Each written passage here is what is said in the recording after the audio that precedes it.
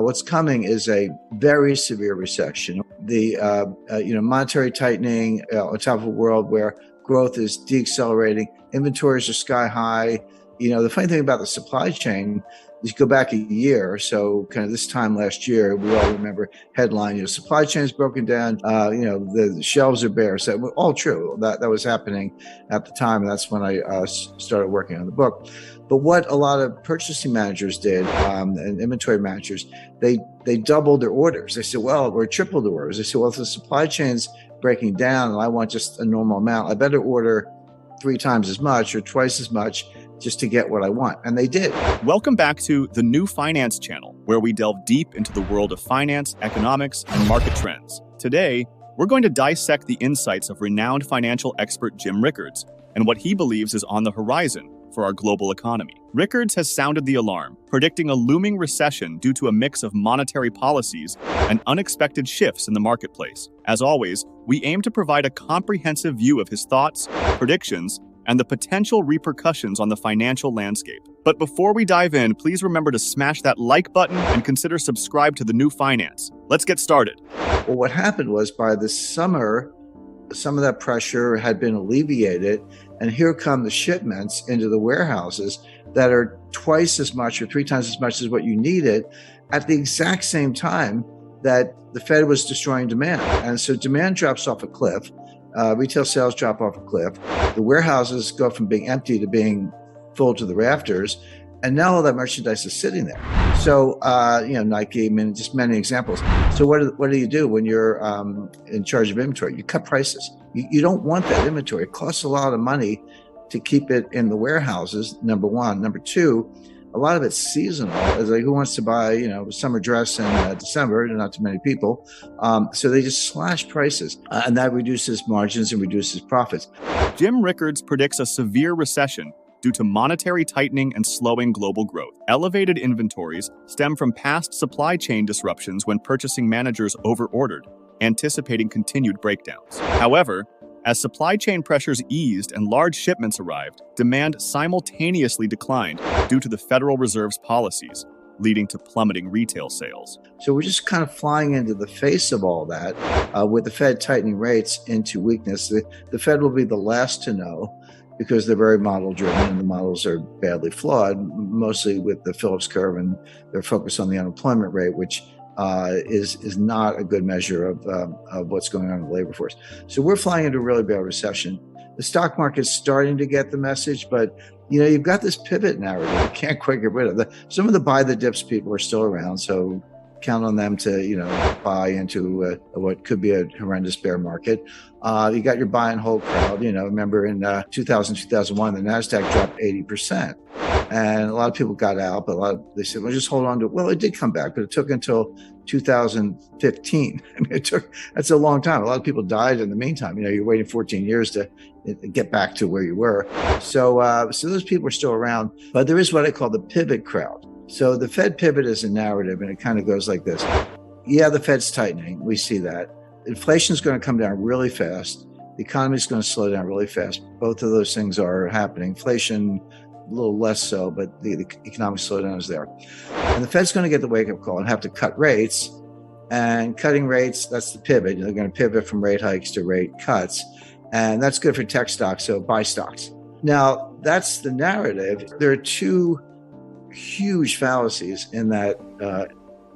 Jim Rickards discusses the current economic situation and the actions of the Federal Reserve, Fed. He mentions that many businesses have overstocked inventory which is sitting in warehouses, leading them to cut prices, impacting margins and profits. Rickards believes the Fed is tightening rates into economic weakness, and they are late to recognize the signs due to their flawed models, especially their reliance on the Phillips curve and unemployment rate as indicators. He anticipates a severe recession and bear market, despite some market participants clinging to a pivot narrative, which suggests that the Fed will soon shift from hiking to cutting rates, making tech stocks a good buy. In that narrative, the first one is, who says the Fed's going to get the message?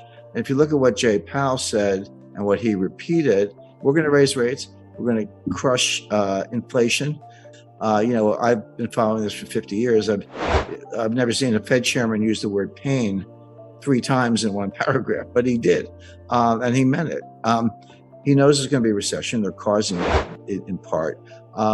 Unemployment's going to go up. He said that. He tied unemployment to killing, basically demand destruction and getting inflation under control. He said, that's how we're going to do it. And you're already starting to see some early signs of that. So with that as their focus, who says the Fed's going to, get a wake-up call? Almost certainly not. I mean, they told us what they're going to do. They're going to raise rates. And then he said, if we see progress on inflation, we'll pause. But pause doesn't mean cut. It means just wait a long time, because at that point, core PCE, that's personal consumption expenditure, core, which excludes oil and food, and that's just how they do it. That's their favorite metric. You can debate whether it's the best one, but the debate doesn't matter because that is the one they use. Let's say that comes down to around 3.5. Okay, it's still not 2. Now, what Powell, which is their target, so what Powell said is, we don't have to keep raising rates to force it to 2.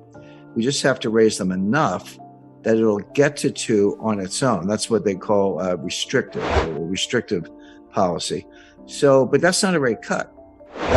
He said that might last for a year, all the way into 2024. That's when he was talking about rate cuts.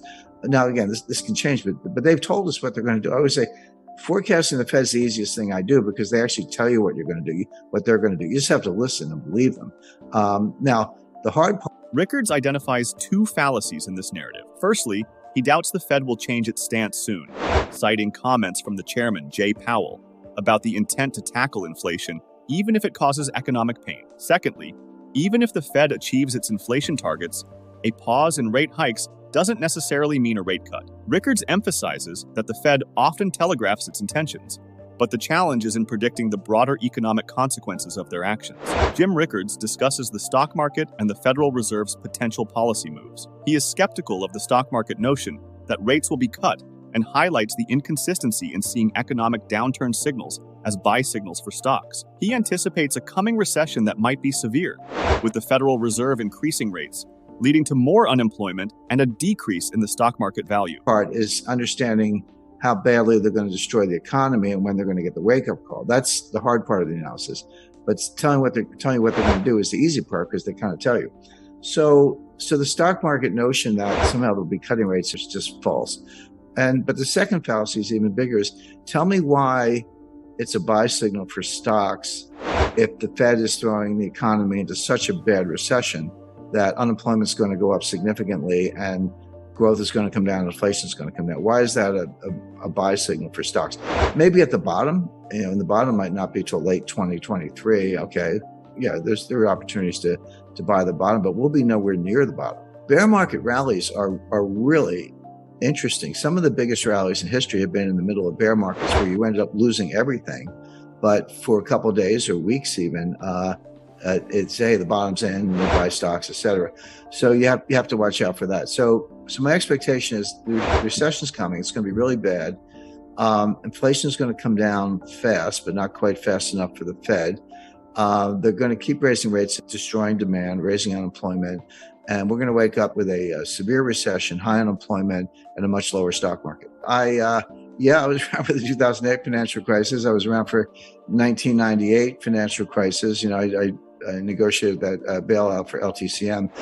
98 was interesting because it was an acute financial crisis that came very close, within hours, actually. And I was in the room with the Treasury and Italian Finance Ministry and 19 banks and a thundering herd of lawyers trying to save the world. But Rickards recounts his experiences from the 1998 and 2008 financial crises. He was directly involved in the 1998 bailout for LTC and recalls the dire situation that almost led to a global market shutdown. He emphasizes the distinction between financial panics and recessions, pointing out that they don't always occur simultaneously. While the 2008 crisis saw both, other moments in history, like 1998, witnessed financial crises without economic recessions. We came within hours of shutting every market in the world.